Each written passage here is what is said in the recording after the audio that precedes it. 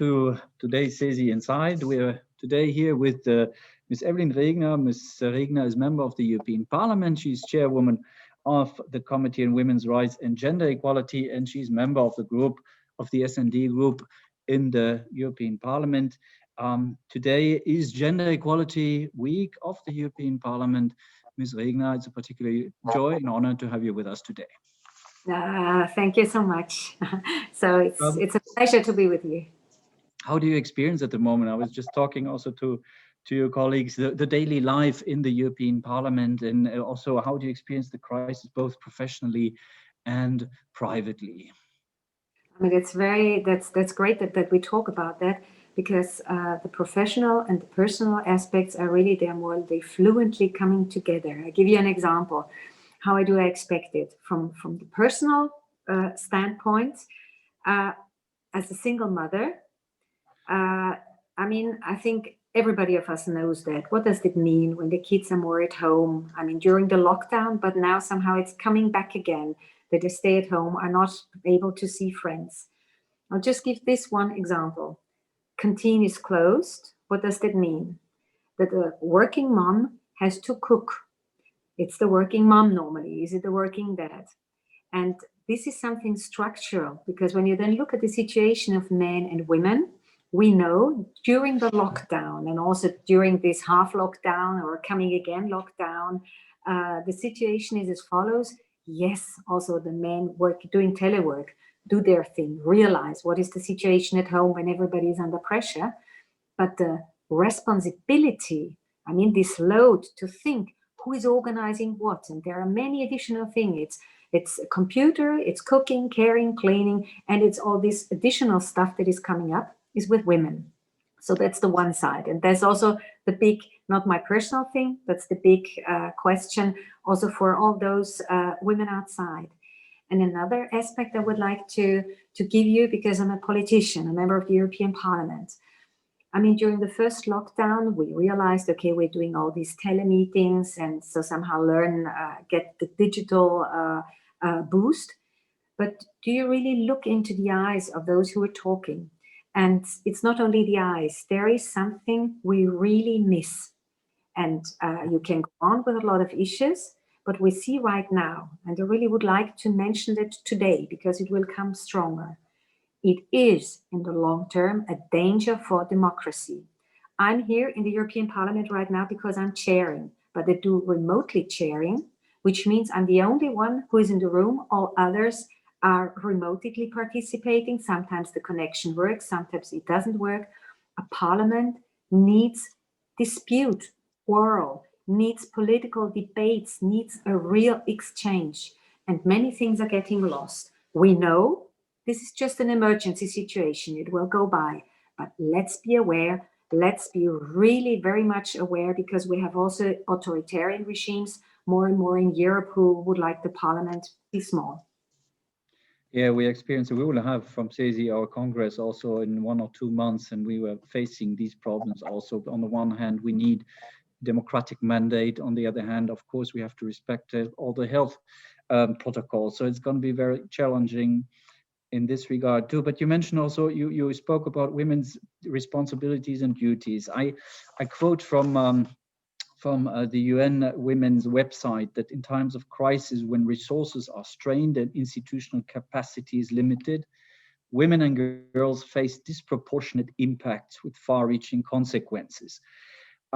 Why do you think are women particularly vulnerable at this very moment? Well, there are more reasons. One reason is you simply don't see women too much when you close the door. So one closes the door, there's a lockdown. So the whole violence issues is going up. But not only violence, really these violence issues, husbands getting nervous, being at home, this situation where women are under economic pressure. Second, the real economic pressure, because those maintaining and running the system, mostly in the care sectors, precarious work, bogus self-employment, and all these questions are mainly women. So somehow this is one of those struggles when women are so much busy to survive in the daily life. I mean, when you just run home and try to cook, because I mean, when there are even more burdens, you don't have the power, the energy to complain about that. So women again are a little bit more, or not a little bit, are quite more hidden. And it's men who are speaking. Just look also at the TV screen. Is it in Germany? There were two epidemiologists nominated officially. Whom do you see on screen? I wasn't even aware that there is a woman as well, because it's always the man. So somehow this is happening again. More visibility for those who are really taking the elbows. That means in a crisis, the existing inequalities are sharpened, frozen, enshrined. It's more difficult to change the situation. Also with digitalization, for example, when you see the algorithms that are neutral as such, of course, enshrine the inequalities because they just picture and mirror the real world. And that's it. You spoke of visibility, and let's talk about some concrete political dossiers which are, I would say, floating also here at EU level in the European Parliament. One of them, the Women on Boards Directive, and a proposal has been made by the Commission already a couple of years ago, I think in 2012. And I think also the European Parliament has given a favorite opinion on that already 7 years ago almost. But the dossier is blocked, has been blocked in the Council ever since. And we've been discussing that also. Now we have the German and next term the Portuguese presidency.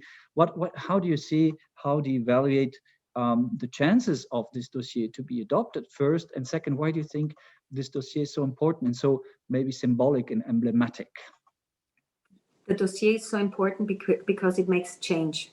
Today, the Gender Equality Index is presented, and you see the good developments you just only see in those countries who introduced quota and binding measures. The best country is France. Why? Because in France, they just have binding quota and they have a sanction system that means if the goal to reach the quota is not reached, there is no remuneration for the board members. And even if you had boards that were 100% men, they found very quickly very good and objectively good women because they wanted to have their remuneration. That is the outcome. So it is important because it makes a difference for the system. The second thing is enterprises are more successful in the long run, really more sustainable, also very important when facing climate change, digitalization, when you have diverse boards. So somehow women and men, so somehow to have diverse boards make enterprises more successful. These are objective criteria, and everybody who deals a little bit knows that. What's the who is those who are opposing? There are those who have a retro picture of men and women. So countries like Poland, Hungary, where it's really worsening. We are going back to the 1950s or even to the 19th century. And then you have those countries like Germany, Netherlands, Sweden, Denmark, who are doing well nationally and don't want to have progress at the European level. Very short, we push as parliamentarians, and also the Commission pushes, and the Portuguese presidency, I know we push those national governments to give up their blocking, because it's a very strange situation to say as a government, we want women to be strong, we want binding measures, but we don't want to act at the European level. So very short, the Portuguese presidency will push it very much. And the German presidency also said it loud and clearly. One ministry said, we want it. Unfortunately, our partner, Chancellor Merkel, doesn't want it. So we have to push Merkel, and I already have some ideas how to do that. Yeah, we're discussing that also. That seems to be like say, in a way, also almost a battle horse of some political forces in certain member states not to proceed in this regard. You mentioned about things, I mean, you spoke about the Women's on Board Directive is clearly stating that this helps, that, I mean, changes become visible, which is also, how could I say, in the pipeline at the moment. I don't know when the Commission will come up with it, but it's the Pay Transparency Directive, What do you expect from such a directive? Which should be the content according to you? What could it really make? What could be the concrete changes such a directive would lead to? I mean, somehow the overall goal is that men and women just have work-life balance and have equal opportunities and have really, when you just compare them, really equal salaries, and that we give up the job segregation.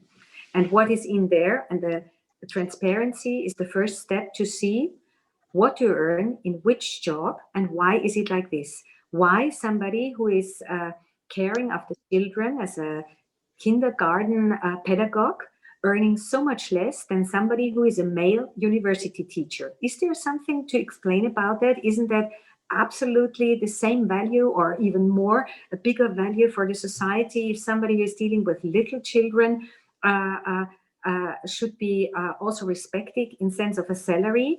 And therefore, we just need the possibility to compare the salaries, to have all this on the table and to draw the conclusion. The goal is that man gets an inspiration, a willingness, also an interest, an appetite to go for a job in the childcare sector, in the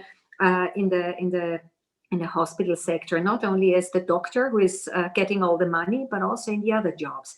And this is the goal, all of it, to make more precious and better paid those especially services jobs, which are the classical women's jobs, in order to attract also men and to give in this regard men and women the same chance. And transparency, data is always the first step. It's not the goal, it's not the end, but it's an important eye-opener. We have to start somewhere.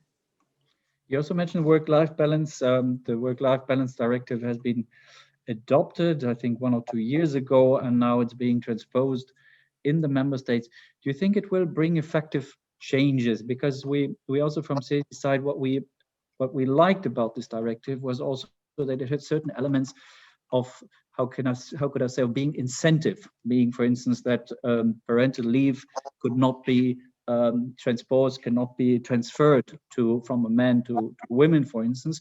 So to make sure that men would also basically try to take parental leave. These were examples which we liked because it was more like incentive and less repressive. And of course, the issue of carers leave. Do you think that this can contribute to improve the situation also once transposed in the member states? Clear and absolute yes. A clear and absolute yes. This directive is a good directive, and it's really a very precious directive. But we always go in mini steps in the European Union, step by step by steps. The measures inside there are all the right ones, but they could be stronger. They could go further. What do I mean with that? It should be a longer, of course, right of a man to stay at home, but both for women and rights paid. I mean, for me, it's very important also to have this aspect on board, because those countries who have already enshrined that that the financial support you get when staying at home with a kid, when having a baby, depends on your salary. It should be bound also to a very high percentage to your salary, because then it is an inspiration also for men to stay at home. And then it has also the effect for women that there is not such a big gap between the women's and men's salary. So this is an important step. We have to evaluate, we have to transpose it. It's a very good directive, but I wish that we go further. It's the good direction, but we're not at the end.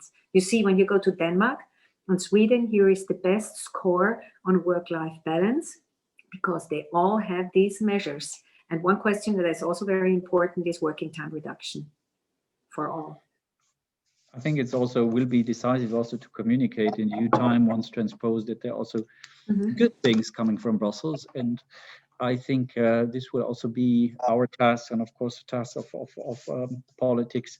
That being said, we're coming slowly to an end. Your final message, Ms. Regner, to your trade unionists yourself, and to the trade unions, maybe to the CESI community in these difficult times, but still, I think, looking ahead, looking forward with some kind of optimism. Please.